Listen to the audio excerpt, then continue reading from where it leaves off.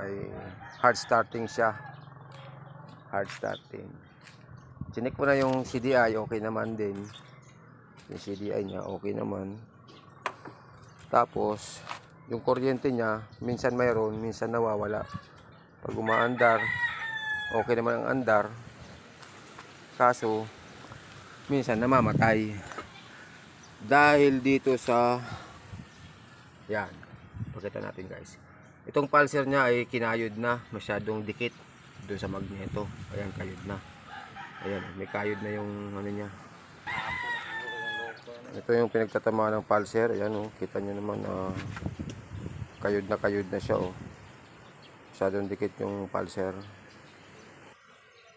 Tapos ito guys, ito yung connection nito, nakapulupot lang, dapat nakahinang to eh.